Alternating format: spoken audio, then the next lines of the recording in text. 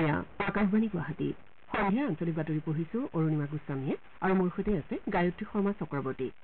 এতিয়া প্ৰধান বাতৰিসমূহ হ'ল আজি ৰাষ্ট্ৰপতি ভৱনত কেন্দ্ৰীয় মন্ত্ৰীসভাৰ শপত গ্ৰহণ অনুষ্ঠান, বিজেপিৰ জ্যেষ্ঠ নেতা নৰেন্দ্ৰ মোদীৰ একেৰাহে তৃতীয়বাৰৰ বাবে দেশৰ প্ৰধানমন্ত্ৰী হিচাপে শপত গ্ৰহণ, 7খন ৰাষ্ট্ৰৰ শীৰ্ষস্থানীয় নেতাৰ শপত গ্ৰহণ অনুষ্ঠানত অংশগ্ৰহণ, কেইবাগৰাকীও প্ৰাক্তন মুখ্যমন্ত্ৰীৰ লগতে পূৰ্বৰ মন্ত্ৰীসভাৰ জ্যেষ্ঠ সদস্যৰ মন্ত্ৰীসভাত স্থান লাভৰ সম্ভাৱনা, চৰকাৰী বাসভৱনত সম্ভাৱ্য মন্ত্ৰীসভাৰ সৈতে নৰেন্দ্ৰ মোদীৰ চাহমেল, লোকসভাৰ সাংসদ সৰ্বানন্দ সোণোৱাল আৰু ৰাজ্যসভাৰ সাংসদ পবিত্ৰ মাৰ্ঘেৰিটাৰ চাহমেলত অংশগ্ৰহণ আৰু নিউয়ৰ্কৰ নাছাও কাউণ্টি আন্তঃৰাষ্ট্ৰীয় ক্ৰিকেট ষ্টেডিয়ামত হ'বলগীয়া T20 বিশ্বকাপ ক্ৰিকেট প্ৰতিযোগিতাৰ এখন খেলত আজি ভাৰত চিৰ প্ৰতিদ্বন্দ্বী পাকিস্তানৰ সন্মুখীন।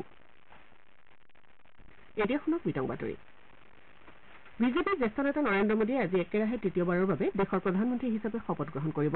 ৰাষ্ট্ৰপতি ভৱনত সন্ধিয়া 7:15 প্ৰধানমন্ত্ৰী তথা নতুন চৰকাৰৰ শপত গ্ৰহণ অনুষ্ঠানৰ আয়োজন কৰা হৈছে। অনুষ্ঠানত ৰাষ্ট্ৰপতি শ্ৰীমতী দ্ৰৌপদী মুৰ্মুৱে প্ৰধানমন্ত্ৰী মোদী আৰু মন্ত্ৰী পৰিষদৰ সদস্যসকলক পদ আৰু গোপনীয়তা ৰক্ষাৰ শপত বাক্য পাঠ কৰোৱাব। প্ৰধানমন্ত্ৰী পদৰ বাবে মনোনীত হোৱাৰ পাছত নৰেন্দ্ৰ মোদীয়ে শুকুৰবাৰে ৰাষ্ট্ৰপতি শ্ৰীমতী মুৰ্মুক সাক্ষাৎ কৰে আৰু চৰকাৰ গঠনৰ দাবী উত্থাপন কৰে। বিজেপিৰ ৰাষ্ট্ৰীয় সভাপতি জে পি নাড্ডাৰ নেতৃত্বত NDAৰ এটা প্ৰতিনিধি দলেও ৰাষ্ট্ৰপতিগৰাকীক সাক্ষাৎ কৰে আৰু নৰেন্দ্ৰ মোদীক বিজেপি সংসদীয় দলৰ নেতা হিচাপে বাছনি কৰা বুলি উল্লেখ কৰি এখন পত্ৰ প্ৰদান কৰে। NDAৰ অংশীদাৰ দলসমূহৰ সমৰ্থনৰ পত্ৰও ৰাষ্ট্ৰপতিৰ ওচৰত দাখিল কৰা হয়। উল্লেখযোগ্য যে চুবুৰীয়া আৰু ভাৰত মহাসাগৰীয় অঞ্চলৰ ভালেসংখ্যক মিত্ৰ ৰাষ্ট্ৰৰ ৰাষ্ট্ৰপ্ৰধান তথা চৰকাৰ প্ৰধানক এই শপত গ্ৰহণ অনুষ্ঠানলৈ আমন্ত্ৰণ জনোৱা হৈছে। শ্ৰীলংকাৰ ৰাষ্ট্ৰপতি ৰনিল বিক্ৰমসিংঘে, মালদ্বীপৰ ৰাষ্ট্ৰপতি ডঃ মহম্মদ মুইজু, চিচিলিৰ উপ ৰাষ্ট্ৰপতি আহমদ আফিফ, বাংলাদেশৰ প্ৰধানমন্ত্ৰী শ্বেখ হাছিনা, মৰিছাছৰ প্ৰধানমন্ত্ৰী প্ৰবীণ কুমাৰ জগনথ, নেপালৰ প্ৰধানমন্ত্ৰী পুষ্প কমল দাহাল প্ৰচণ্ড আৰু ভূটানৰ প্ৰধানমন্ত্ৰী শ্বেৰিং টবগে শপত গ্ৰহণ অনুষ্ঠানত উপস্থিত থাকিব। মালদ্বীপৰ ৰাষ্ট্ৰপতি, ভূটানৰ প্ৰধানমন্ত্ৰী আৰু মৰিছাছৰ প্ৰধানমন্ত্ৰী শপত গ্ৰহণ অনুষ্ঠানত অংশ লোৱাৰ উদ্দেশ্যে আজি পুৱা নতুন দিল্লীত উপস্থিত হৈছেহি। ইফালে বাংলাদেশৰ প্ৰধানমন্ত্ৰী আৰু চিচিলিৰ উপ ৰাষ্ট্ৰপতিয়ে শপত গ্ৰহণ অনুষ্ঠানত অংশ লোৱাৰ বাবে ইয়াৰ পূৰ্বে ৰাষ্ট্ৰীয় ৰাজধানী চহৰ নতুন দিল্লীত উপস্থিত হয়। শপত গ্ৰহণ অনুষ্ঠানৰ পৰিপ্ৰেক্ষিতত ৰাজধানী দিল্লীত কটকটীয়া নিৰাপত্তা ব্যৱস্থা কৰা হৈছে। এই সময়ছোৱাত ৰাজধানী এলেকাৰ আকাশমাৰ্গেৰে মানৱবিহীন আকাশীযানৰ উৰণ, পেৰাগ্লাইডিং, হট এয়াৰ বেলুন আদি উৰোৱা নিষিদ্ধ কৰা হৈছে। উল্লেখযোগ্য যে আকাশবাণী দিল্লীয়ে সন্ধিয়া 6:45 পৰা শপত গ্ৰহণ অনুষ্ঠানৰ চলন্ত বিৱৰণী পোনপটীয়াকৈ প্ৰচাৰ কৰিব। এই কাৰ্যসূচী আকাশবাণীৰ FM গোল্ড, ইন্দ্ৰপ্ৰস্থ আৰু আকাশবাণী লাইভ নিউজ চেনেলত শুনিবলৈ পোৱা যাব। আকাশবাণীৰ ইউটিউব চেনেল আকাশবাণী AIRৰ যোগেদিও এই অনুষ্ঠান পোনপটীয়াকৈ প্ৰচাৰ কৰা হ'ব। অসমৰ শ্ৰোতাৰ বাবে আকাশবাণী গুৱাহাটী কেন্দ্ৰৰ যোগে এই অনুষ্ঠান বিৱৰণী আঞ্চলিক ভাষাত প্ৰচাৰ কৰা হ'ব। একেদৰে আহমেদাবাদ, বেংগালুৰু, কটক, চেন্নাই, হায়দৰাবাদ, ইম্ফল, কলকাতা, মুম্বাই আৰু তিৰুৱনন্তপুৰম কেন্দ্ৰৰ যোগেদিও স্থানীয় ভাষাত এই অনুষ্ঠানৰ বিৱৰণী প্ৰচাৰ কৰা হ'ব। ইয়াৰ পৰিপ্ৰেক্ষিতত 7:10 অসমীয়া বাতৰি নিশা 8:35 প্ৰচাৰ কৰা হ'ব। অৱশ্যে শপত গ্ৰহণ কাৰ্যসূচী দীঘলীয়া হ'লে এই কাৰ্যসূচী শেষ হোৱাৰ লগে লগে বাতৰি প্ৰচাৰ কৰা হ'ব। বিজেপিৰ নেতৃত্বাধীন NDA চৰকাৰখনৰ শপত গ্ৰহণৰ পূৰ্বে আজি ভাৰপ্ৰাপ্ত প্ৰধানমন্ত্ৰী তথা NDAৰ সংসদীয় দলৰ নেতা নৰেন্দ্ৰ মোদীয়ে লোক কল্যাণ মাৰ্গত থকা প্ৰধানমন্ত্ৰীৰ বাসগৃহত মন্ত্ৰীসভাৰ সম্ভাৱ্য সদস্য সাংসদসকলৰ সৈতে এখন চাহমেলত মিলিত হয়। বিশেষ সূত্ৰ অনুসৰি বৈঠকখনত অমিত শ্বাহ, ৰাজনাথ সিং, নীতিন গাডকাৰী, JP নাড্ডা, নিৰ্মলা সীতাৰমণ, জ্যোতিৰাদিত্য সিন্ধিয়া, মনসুখ মাণ্ডাভিয়া, হৰদীপ সিং পুৰী, কিৰেণ ৰিজিজু, সৰ্বানন্দ সোণোৱাল, ডাঃ জিতেন্দ্ৰ সিং, J. কিষাণ ৰেড্ডী, অন্নপূৰ্ণা দেৱী, সাবিত্ৰী ঠাকুৰ, অশ্বিনী বৈষ্ণৱ, S. জয়শংকৰ, পীয়ুষ গোৱেল, প্ৰভাত যোশী, অনুপ্ৰিয়া পেটেলকে ধৰি কেইবাগৰাকীও আগশাৰীৰ নেতা উপস্থিত থাকে। উল্লেখযোগ্য যে নৱনিৰ্বাচিত কেন্দ্ৰীয় চৰকাৰখনৰ আজিৰ শপত গ্ৰহণ অনুষ্ঠানত ডিব্ৰুগড়ৰ সাংসদ সৰ্বানন্দ সোণোৱাল মন্ত্ৰী হিচাপে শপত গ্ৰহণ কৰাৰ কথা। ইফালে অসমৰ ৰাজ্যসভাৰ সাংসদ পবিত্ৰ মাৰ্ঘেৰিটা আৰু অৰুণাচল পশ্চিম লোকসভা সমষ্টিৰ সাংসদ কিৰেণ ৰিজিজুৱেও মন্ত্ৰী পৰিষদত স্থান লাভ কৰাৰ সম্ভাৱনা আছে। NDA মিত্ৰজোঁটৰ পৰা বিহাৰৰো কেইবাগৰাকীও সাংসদে কেন্দ্ৰীয় মন্ত্ৰীসভাত স্থান লাভ কৰাৰ সম্ভাৱনা আছে। এই সন্দৰ্ভত এতিয়া আমি আকাশবাণীৰ সংবাদদাতা মানস প্ৰতিম শৰ্মাৰ সৈতে কথা পাতিবলৈ লৈছো। মানস প্ৰতিম, আজি মন্ত্ৰীসভাৰ শপত গ্ৰহণ সন্দৰ্ভত আপুনি কি ক'ব? আৰু এইবাৰ যিহেতু বিজেপিয়ে একক সংখ্যাগৰিষ্ঠতা লাভ কৰা নাই, মিত্ৰজোঁটৰ পৰৱৰ্তী চৰকাৰখনৰ গুৰুত্বপূৰ্ণ মন্ত্ৰালয় মিত্ৰদলসমূহৰ সদস্যই লাভ কৰাৰ সম্ভাৱনা আছে নেকি? আপুনি কি ক'ব খোজে? হয় অৰুণিমা, আপুনি উল্লেখ কৰাৰ দৰে নৰেন্দ্ৰ মোদীৰ তৃতীয়টো কাৰ্যকালৰ শপত গ্ৰহণৰ বাবে ৰাষ্ট্ৰপতি ভৱনত প্ৰস্তুতি সম্পূৰ্ণ হৈ উঠিছে আৰু কিছু সময়ৰ পিছতে ৰাষ্ট্ৰপতি ভৱনত শপত গ্ৰহণ অনুষ্ঠান আৰম্ভ হ'ব। এই শপত গ্ৰহণ অনুষ্ঠানত উপস্থিত থকাৰ বাবে আমাৰ প্ৰতিবেশী ৰাষ্ট্ৰৰ মুৰব্বীসকলক আমন্ত্ৰণ জনোৱা হৈছে। তেখেতসকলে ইতিমধ্যে নতুন দিল্লীত আহি উপস্থিত হৈছে। লগতে বিভিন্ন ক্ষেত্ৰৰ বিশিষ্ট ব্যক্তিসকলক এই অনুষ্ঠানলৈ আমন্ত্ৰণ জনোৱা হৈছে। তেওঁলোক ইতিমধ্যে আহি ৰাষ্ট্ৰপতি ভৱনৰ শপত গ্ৰহণ অনুষ্ঠানত উপস্থিত হৈছে। আজি পুৱাৰে পৰা কোনে কোনে নতুন মন্ত্ৰীসভাত স্থান লাভ কৰিব তাক লৈ চৰ্চা অব্যাহত আছিলে। যদিও কোনো আনুষ্ঠানিকভাৱে তালিকা প্ৰকাশ কৰা হোৱা নাই, কিন্তু প্ৰধানমন্ত্ৰী কাৰ্যালয়ৰ পৰা যিসকল ব্যক্তিয়ে ফোন লাভ কৰিছে আৰু তেখেতসকলক আজি প্ৰধানমন্ত্ৰীৰ চৰকাৰী বাসভৱনত যি চাহ মেল আয়োজন কৰা আছিল তালৈ আমন্ত্ৰণ জনোৱা হৈছিলে। গতিকে আমি এই ধাৰণা কৰিব পাৰোঁ যে সেইসকল সাংসদে আজি মন্ত্ৰীসভাত তৃতীয়টো কাৰ্যকালৰ বাবে স্থান লাভ কৰিব। সেই অনুসৰি অসমৰ পৰা বৰ্তমানৰ কেন্দ্ৰীয় মন্ত্ৰী সৰ্বানন্দ সোণোৱালে নতুন মন্ত্ৰীসভাত স্থান লাভ কৰিব। লগতে ৰাজ্যসভাৰ সাংসদ পবিত্ৰ মাৰ্ঘেৰিটাইও নতুন মন্ত্ৰীসভাত স্থান লাভ কৰিব।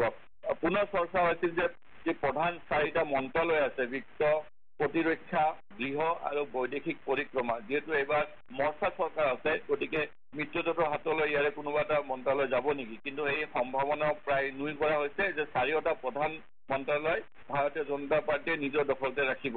তৃতীয়টো কাৰ্যকালত মন্ত্ৰীসভাত স্থান লাভ কৰা ৰাজনাথ সিং, অমিত শ্বাহ, তাৰোপৰি এছ জয়শংকৰ, নিৰ্মলা সীতাৰমণ, নীতিন গাডকাৰী আদিয়ে পুনৰ এই মন্ত্ৰীসভাত স্থান লাভ কৰিব। লগতে বিজেপিৰ ৰাষ্ট্ৰীয় অধ্যক্ষ জে.পি. নাড্ডা, তেখেতে যিহেতু চাহমালত উপস্থিত আছিল, তেখেতৰ নতুন মন্ত্ৰীসভাত স্থান লাভ কৰাৰ সম্ভাৱনা আছে। কেইবাগৰাকীও বিভিন্ন ৰাজ্যৰ প্ৰাক্তন মুখ্যমন্ত্ৰীয়ে নতুন মন্ত্ৰীসভাত স্থান লাভ কৰিব। লগতে কেইবাগৰাকীও যুৱ প্ৰতিনিধিয়ে, যুৱ সাংসদে এই নতুন মন্ত্ৰীসভাত স্থান লাভ কৰিব। এই পৰ্যন্ত কোন কোন সাংসদে নতুন মন্ত্ৰীসভাত স্থান লাভ কৰাৰ পাছত কি মন্ত্ৰালয় বিতৰণ কৰা হ'ব সেই ঘোষণা কৰা হোৱা নাই। সম্ভৱত আজি নিশাৰ ভিতৰত অথবা কাইলৈ এই তালিকাও প্ৰকাশ কৰা হ'ব। অৰুণিমা। হয়, শৰ্মা, আজি শপত গ্ৰহণ সন্দৰ্ভত আপুনি আমাক সবিশেষ জনালে, ধন্যবাদ। তৃতীয়বাৰৰ বাবে প্ৰধানমন্ত্ৰী হিচাপে শপত গ্ৰহণৰ পূৰ্বে বিজেপিৰ জ্যেষ্ঠ নেতা নৰেন্দ্ৰ মোদীয়ে আজি পুৱা দিল্লীৰ ৰাজঘাটত থকা মহাত্মা গান্ধী আৰু সদৈৱ অটল উদ্যানত থকা প্ৰাক্তন প্ৰধানমন্ত্ৰী অটল বিহাৰী বাজপেয়ীৰ সমাধিত শ্ৰদ্ধাৰ্ঘ্য নিবেদন কৰে। ইয়াৰ পাছত তেওঁ ৰাষ্ট্ৰীয় যুদ্ধ স্মাৰকতো পুষ্পমাল্য তৰ্পণ কৰে। সামাজিক মাধ্যমত এই বিষয়ে প্ৰকাশ কৰি শ্ৰীমোদীয়ে কয় যে মহাত্মাৰ সেৱা আৰু সমাজ কল্যাণৰ প্ৰতি অদম্য দায়বদ্ধতাই দেশবাসীক এখন উন্নত সমাজ গঢ়াৰ দিশত পথ প্ৰদৰ্শন কৰি আহিছে। আনহাতে অটল বিহাৰী বাজপেয়ীৰ দূৰদৰ্শী নেতৃত্ব আৰু প্ৰগতিৰ প্ৰতি থকা দায়বদ্ধতাই দেশখনক যথেষ্ট উপকৃত কৰিছে বুলি শ্ৰীমোদীয়ে মন্তব্য কৰে। তেওঁ ইণ্ডিয়া গেটত থকা ৰাষ্ট্ৰীয় যুদ্ধ স্মাৰকত দেশৰ বীৰ জোৱানসকললৈ শ্ৰদ্ধাঞ্জলি জনাই কয় যে এই জোৱানসকলৰ অদম্য সাহস আৰু ত্যাগে দেশৰ শক্তিশালী আৰু সমৃদ্ধিশালী ভাৰত গঢ়িবলৈ সকলোকে অনুপ্ৰাণিত কৰে। আদিবাসীসকলৰ বীৰ পুৰুষ বিৰছা মুণ্ডাৰ আজি মৃত্যুতিথি। প্ৰবাদ প্ৰতিম জনজাতীয় নেতাজনৰ প্ৰতি শ্ৰদ্ধাঞ্জলি জনাই মুখ্যমন্ত্ৰী হিমন্ত বিশ্ব শৰ্মাই আজি বিৰছা মুণ্ডাৰ মাতৃভূমিৰ হৈ ব্ৰিটিছ অপশাসনৰ বিৰোধী স্থিতিক স্মৰণ কৰে। দেশৰ অন্যান্য ঠাইৰ লগতে ৰাজ্যজুৰি বীৰ পুৰুষজনাৰ সোঁৱৰণত শ্ৰদ্ধাঞ্জলি অনুষ্ঠানৰ আয়োজন কৰা হয়। তিনিচুকীয়াত বিপ্লৱী নেতাগৰাকীক সুঁৱৰি চাহ জনগোষ্ঠীৰ ছাত্ৰ সন্থাই এটা বিশেষ অনুষ্ঠানৰ আয়োজন কৰে। অনুষ্ঠানত জনজাতীয় লোকসকলৰ সৰ্বাংগীন বিকাশ আৰু অধিকাৰৰ হকে অহোপুৰুষাৰ্থ কৰা স্বাধীনতা সংগ্ৰামীজনৰ অতুলনীয় ত্যাগক স্মৰণ কৰা হয়। খেলৰ বাতৰি।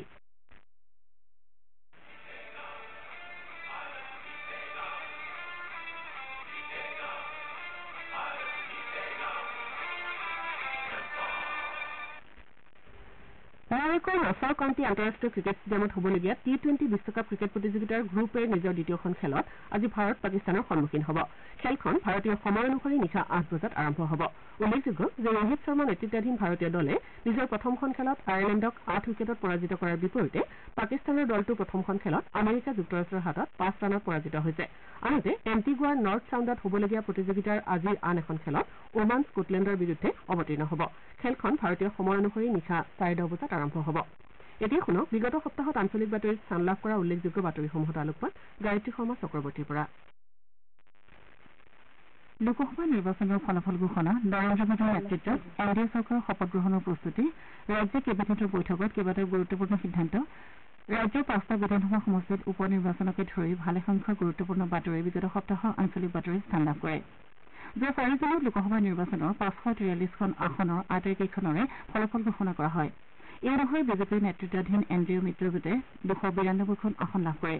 আনহাতে INDIA মিত্ৰজোঁটে 233খন আসন লাভ কৰি দ্বিতীয় স্থানত থাকে। অন্যান্যসকলে 18খন আসনত জয়ী হয়। বিজেপি অকলে 240খন আসন লাভ কৰি সংখ্যাগৰিষ্ঠ দলৰূপে পৰিগণিত হৈছে। তেলেগু দেশমে 16খন, JDUৱে 12খন আসন লাভ কৰিছে। কংগ্ৰেছে 99খন আসন লাভ কৰাৰ বিপৰীতে সমাজবাদী পাৰ্টীয়ে 37খন আসন লাভ কৰিছে। ইপিনে অসমৰ 14টা লোকসভা সমষ্টিৰ ভিতৰত বিজেপিয়ে 9খন আসনত আৰু INDIA মিত্ৰজোঁটৰে অগপই বৰপেটা সমষ্টিত আৰু UPPLে কোকৰাঝাৰ সমষ্টিত জয়লাভ কৰিছে। ইয়াৰ বিপৰীতে 3খন আসনত কংগ্ৰেছ জয়ী হৈছে। অসমৰ 5গৰাকী বিধায়ক লোকসভালৈ নিৰ্বাচিত হোৱাৰ ফলত 5টা বিধানসভা সমষ্টিত উপ নিৰ্বাচন অনুষ্ঠিত হোৱাটো নিশ্চিত হৈছে। মঙলদৈৰ বিধায়ক ফণীভূষণ চৌধুৰী, বিহালীৰ বিধায়ক ৰঞ্জিত দত্ত, চামগুৰিৰ বিধায়ক ৰকিবুল হুছেইন, ধলাই সমষ্টিৰ বিধায়ক পৰিমল শুক্লবৈদ্য আৰু চিডলি সমষ্টিৰ বিধায়ক জয়ন্ত বসুমতাৰী লোকসভালৈ নিৰ্বাচিত হোৱাৰ ফলত এই সমষ্টিকেইটাত উপ নিৰ্বাচন অনুষ্ঠিত হোৱাৰ পথ প্ৰশস্ত হৈছে।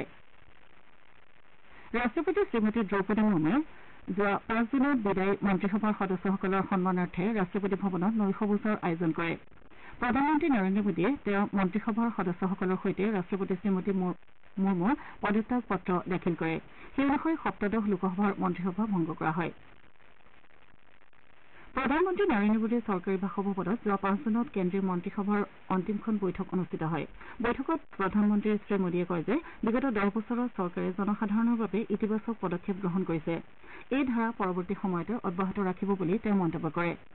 জয় পৰাজয়ৰ ৰাজনীতিৰ এটা অংশ বুলিও তেওঁ উল্লেখ কৰে। বিগত 10 বছৰত কেন্দ্ৰীয় মন্ত্ৰীসকলে শ্ৰেষ্ঠখিনি উজাৰি কাম কৰাৰ বাবে তেওঁ ধন্যবাদ জ্ঞাপন কৰে। প্ৰধানমন্ত্ৰীৰ অধ্যক্ষতাত অনুষ্ঠিত এই বৈঠকত কেন্দ্ৰীয় মন্ত্ৰী অমিত শ্বাহ, নীতিন গাডকাৰী, ৰাজনাথ সিং, সৰ্বানন্দ সোণোৱালকে ধৰি আন কেবিনেট মন্ত্ৰী উপস্থিত থাকে। মুখ্যমন্ত্ৰী ডঃ হিমন্ত বিশ্ব শৰ্মাৰ অধ্যক্ষতাত যোৱা 6 জুনত অনুষ্ঠিত ৰাজ্য চৰকাৰৰ কেবিনেট বৈঠক অহা নৱেম্বৰৰ ভিতৰত পঞ্চায়ত নিৰ্বাচন অনুষ্ঠিত কৰাৰ সিদ্ধান্ত গ্ৰহণ কৰা হয়। তদুপৰি প্ৰতিখন পঞ্চায়ত আৰু জিলা পৰিষদ যাতে 2টা বিধানসভা সমষ্টিৰ অন্তৰ্গত নহয়, এই কথাত গুৰুত্ব আৰোপ কৰা হ'ব। চৰাইদেউ বিশ্ব ঐতিহ্য ক্ষেত্ৰৰ স্বীকৃতি প্ৰদানৰ বাবে পৰামৰ্শদান সমিতিয়ে ইতিমধ্যে ইউনেস্কোলৈ ইতিবাচক প্ৰতিবেদন প্ৰেৰণ কৰিছে বুলি উল্লেখ কৰি মুখ্যমন্ত্ৰীগৰাকীয়ে কয় যে অহা মাহত ভাৰতৰ অধ্যক্ষতাত নতুন দিল্লীত ইউনেস্কোৰ বৈঠক অনুষ্ঠিত হ'ব। ইয়াৰ পৰিপ্ৰেক্ষিতত নতুন দিল্লীত থকা ইউনেস্কোৰ প্ৰতিখন সদস্য ৰাষ্ট্ৰৰ দূতাবাসৰ সৈতে ৰাজ্য চৰকাৰে বৈদেশিক পৰিক্ৰমা মন্ত্ৰালয়ৰ সহযোগত যোগাযোগ কৰিব বুলি কেবিনেটত সিদ্ধান্ত গ্ৰহণ কৰা হয়। কেবিনেটত দূৰদৰ্শনযোগে মহাবীৰ লাচিত বৰফুকনৰ জীৱন সম্পৰ্কে 52টা খণ্ডত সম্প্ৰচাৰ কৰাৰ বাবে ৰাজ্য চৰকাৰ আৰু প্ৰচাৰ ভাৰতীয়ে 10 কোটি টকাকৈ ব্যয় কৰাৰ বাবে স্বাক্ষৰ কৰা বুজাবুজিৰ চুক্তিত অনুমোদন জনোৱা হয়। আনহাতে 15 লাখ ব্যক্তিক নতুনকৈ ৰেচন কাৰ্ড প্ৰদানৰ বাবে বৈঠকত সিদ্ধান্ত গ্ৰহণ কৰা হয়। জ্যেষ্ঠ কংগ্ৰেছ নেত্ৰী ছোনিয়া গান্ধীক সৰ্বসন্মতিক্ৰমে কংগ্ৰেছ সংসদীয় দলৰ অধ্যক্ষ হিচাপে বাছনি কৰা হৈছে।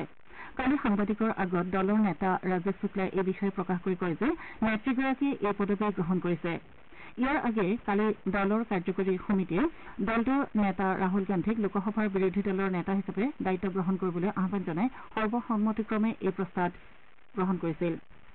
দেশৰ নিৰ্বাচন আয়োগে লোকসভা নিৰ্বাচন আৰু অন্ধ্ৰপ্ৰদেশ, অৰুণাচল প্ৰদেশ, ওড়িশা তথা ছিকিম বিধানসভা নিৰ্বাচন আৰু কেইবাখনো আসনত উপ নিৰ্বাচন প্ৰক্ৰিয়া সম্পন্ন হোৱাৰ পৰিপ্ৰেক্ষিতত যোৱা 6 জুনৰ পৰা নিৰ্বাচনী আচৰণ বিধি প্ৰত্যাহাৰ কৰে। নিৰ্বাচনী সূচী ঘোষণা কৰাৰ লগে লগে দেশত এই বিধি বলবৎ হোৱাৰ লগতে এই বিধিসমূহ ভংগ কৰা লোকৰ বিৰুদ্ধে বিহিত ব্যৱস্থা গ্ৰহণ কৰা হৈছিল। মুখ্য নিৰ্বাচনী আয়ুক্ত ৰাজীৱ কুমাৰে নিৰ্বাচনী আয়ুক্তদ্বয় জ্ঞানেশ কুমাৰ আৰু ডাঃ সুখবীৰ সিং সান্ধুৰ সৈতে ৰাষ্ট্ৰপতি শ্ৰীমতী দ্ৰৌপদী মুৰ্মুক ৰাষ্ট্ৰপতি ভৱনত সাক্ষাৎ কৰি অষ্টাদশ লোকসভাৰ বাবে নিৰ্বাচিত সাংসদসকলৰ তালিকাৰ এটা প্ৰতিলিপি ৰাষ্ট্ৰপতিক দাখিল কৰে। এয়া আছিল বিগত সপ্তাহত আকাশবাণী গুৱাহাটীৰ আঞ্চলিক বাতৰিত স্থান লাভ কৰা বাতৰিসমূহত চমু অৱলোকন। ধন্যবাদ গায়ত্ৰী। বাতৰি শেষ কৰাৰ পূৰ্বে প্ৰধান বাতৰিকেইটা পুনৰ এবাৰ। আজি ৰাষ্ট্ৰপতি ভৱনত কেন্দ্ৰীয় মন্ত্ৰীসভাৰ শপত গ্ৰহণ অনুষ্ঠান। বিজেপিৰ জ্যেষ্ঠ নেতা নৰেন্দ্ৰ মোদীৰ একেৰাহে তৃতীয়বাৰৰ বাবে দেশৰ প্ৰধানমন্ত্ৰী হিচাপে শপত গ্ৰহণ। 7খন ৰাষ্ট্ৰৰ শীৰ্ষস্থানীয় নেতাৰ শপত গ্ৰহণ অনুষ্ঠানত অংশগ্ৰহণ। কেইবাগৰাকীও প্ৰাক্তন মুখ্যমন্ত্ৰীৰ লগতে বিগত মন্ত্ৰীসভাৰ জ্যেষ্ঠ সদস্যৰ কেন্দ্ৰীয় মন্ত্ৰীসভাত পুনৰ স্থান লাভৰ সম্ভাৱনা। চৰকাৰী বাসভৱনত সম্ভাৱ্য মন্ত্ৰীসভাৰ সৈতে নৰেন্দ্ৰ মোদীৰ চাহমেল। লোকসভাৰ সাংসদ সৰ্বানন্দ সোণোৱাল আৰু ৰাজ্যসভাৰ সাংসদ পবিত্ৰ মাৰ্ঘেৰিটাৰ মন্ত্ৰিত্ব লাভৰ সম্ভাৱনা। আৰু নিউয়ৰ্কৰ নাছাও কাউণ্টি আন্তঃৰাষ্ট্ৰীয় ক্ৰিকেট ষ্টেডিয়ামত হ'বলগীয়া T20 বিশ্বকাপ ক্ৰিকেট প্ৰতিযোগিতাৰ আজিৰ এখন খেলত ভাৰত চিৰ প্ৰতিদ্বন্দ্বী পাকিস্তানৰ মুখামুখি। এতিয়া আঞ্চলিক বাতৰি ইমানতে অন্ত পৰিল।